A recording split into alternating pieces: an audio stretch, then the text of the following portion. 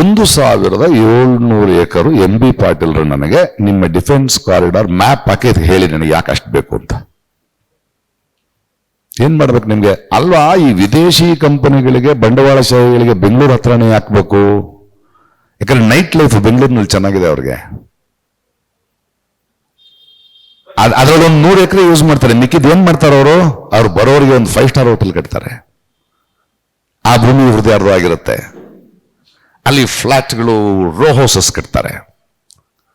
ಯಾಕಂತ ಬರ್ಬೇಕು, ಕೊನೆಗೆ ರೈತರು ಏನಾಗ್ಬೇಕು? ಅಲ್ಲಿರುವ ಅಷ್ಟು ಜನ ರೈತರು ಇವ್ರ ಮನೆ ಕಸ ಮುಸುರೆ ತೊಳೆಯೋದೋ, ಅಥವಾ ರೂಮ್ ನಂಬರ್ 102 ಪ್ಲೀಸ್ ಅನ್ನೋದೋ, ಕಾರ್ ಓಡಿಸೋದೋ ಮಾಡ್ತಾರೆ ಹೊರತು ಬೇರೆ ಏನೂ ಆಗಲ್ಲ ರೈತರು. ಇದು ಭೂಮಾಫಿಯಾ ನಮಗೆ ಎವಿಡೆನ್ಸ್ ಇಲ್ಲದೆ ಮಾಡ್ತಾ ಹೋಗ್ತಾರೆ. ನನಗೆ ಹೇಳಿ ಕೂತ್ಕೊಂಡು 1700 ಎಕರೆ ಜಮೀನಲ್ಲಿ ಇಷ್ಟನ್ನು ಇದನ್ನು ಮಾಡ್ತಾರೆ, ಇಷ್ಟು ಮಾಡ್ತಾರೆ. ಅದರಲ್ಲಿ ಯಾರಾದ್ರೂ ಇವ್ರು ಸಿಕ್ಕಾಕೊಂಡ್ರೆ ಬರ್ತಾರ? ಜನರ ಕೋರ್ಟ್ನಲ್ಲಿ ನಿಂತ್ಕೊಳ್ಳಲ್ಲ. ಬಟ್ ನಮ್ಗೆ ಅಲ್ಲಿ ತನಕ ಕಾಯಕ್ಕೆ ಟೈಮ್ ಇಲ್ಲ. ಯಾಕಂದ್ರೆ ಇದು ಜಗಳ ಆಡ್ಬೋದು ನಾವು, ಪ್ರೂವ್ ಮಾಡಕ್ಕೆ. ಅದಲ್ಲ ನನ್ನ ಇಂಪಾರ್ಟೆಂಟು. ನಮಗೆ ಇಂಪಾರ್ಟೆಂಟು ಈ 13 ಹಳ್ಳಿಯ ರೈತರು ಏನಿದ್ದಾರೆ, ಅವ್ರ ಕುಟುಂಬಗಳೇನಿದೆ, ಅವ್ರು ಹಾಳಾಗ್ಬಿಡ್ತಾರಲ್ಲ, ಅದನ್ನೇನ್ ಮಾಡೋದು? ಆ ಗಾಯನ ಮತ್ತೆ ವಾಸಿ ಮಾಡಕ್ ಆಗಲ್ವಲ್ಲ ನಾವು. ಆಗ್ಲಿ ರೀ,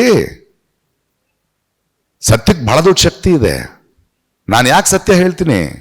ಅದು ನನಗೊಂದು ನಂಬಿಕೆಯನ್ನು ಕೊಡುತ್ತೆ, ನನ್ನ ಬದುಕಿಗೊಂದು ಅರ್ಥ ಕೊಡುತ್ತೆ. ಇಲ್ಲಿರೋರು ಎಲ್ರು ಯಾರಿಗೂ ಅಲ್ಲಿ ಭೂಮಿ ಇಲ್ಲ, ಯಾಕೆ ನಿಂತ್ಕೊಳ್ತೀವಿ? ನಮ್ಮ ಇಡೀ ರಾಜ್ಯದಲ್ಲಿ ಎಲ್ಲೋ ಒಂದು ಅನ್ಯಾಯ ಆದರೂ ಕೂಡ ಅದಕ್ಕೆ ಕಣ್ಣೀರು ಹರಿಸೋ ಒಂದು ಅಂತಃಕರಣ ನಾವು ಬೆಳೆಸ್ಕೋಬೇಕು ಬೇಡೋ ಅಲ್ವಾ?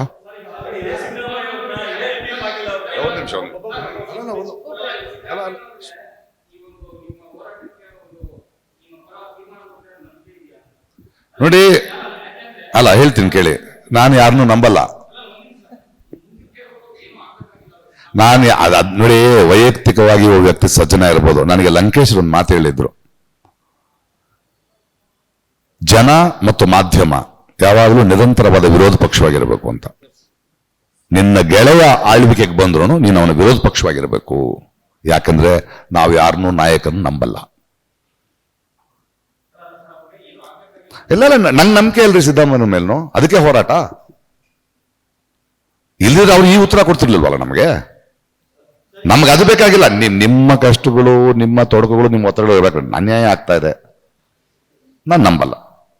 ಅದು 15ನೇ ತಾರೀಕು ಮಾತು ಕೊಟ್ಟು ಹೋಗಿ ರಾಜನಾಥ್ ಸಿಂಗ್ ಮೀಟ್ ಮಾಡಿದ್ಮೇಲೆ ಹೆಂಗ್ ನಂಬೋದು ಹೇಳಿ?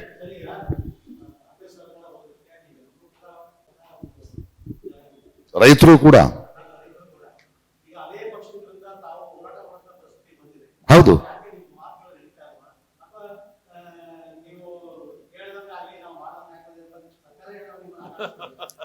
ಹಂಗೆ ಅಲ್ವಾ, ಎಲ್ಲಾ ಸರ್ಕಾರಗಳು ಅದೇ ಆಗೈತಲ್ಲ ಇವಾಗ.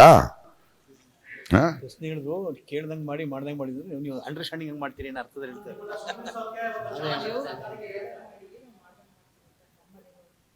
ನಮಗೂ ಅವ್ರಿಗೆ ಅಡ್ಜಸ್ಟ್ಮೆಂಟ್ ಇದೆ ಅಂತನಾ? ಇದಕ್ಕಿಂತ ಕೆಟ್ಟದಾಗೆಲ್ಲ ಯೋಚನೆ ಮಾಡ್ತೀರಾ ನೀವು? ಅನ್ನಂಗೆ ಅರ್ಥ ಆಗಲ್ಲ ನನಗೆ. ಅಲ್ಲ ಅಲ್ಲ ಅಲ್ಲ ಒಂದು ದ್ರೋಹದ ಕಲ್ಪನೆ ಹಿಂಗೆಲ್ಲ ಊಹಿಸಕ್ ಸಾಧ್ಯನೇನ್ರಿ?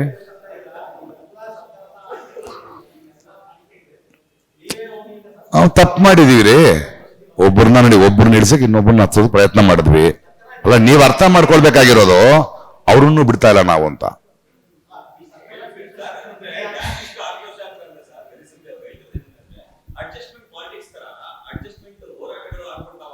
ಅಡ್ಜಸ್ಟ್ ಪಾಲಿಟಿಕ್ಸ್ ರಾಜಕೀಯ ಪಕ್ಷಗಳು ನಡೆಯುತ್ತೆ. ನೀವು ಕರೆಕ್ಟಾಗಿ ಅಬ್ಸರ್ವ್ ಮಾಡಿದ್ರೆ ಇವನ್ ಬಿಲ್ಡಿಂಗ್ ಮೇಲೆ ಅವನ್ ಬಾರ್ ಇರುತ್ತೆ.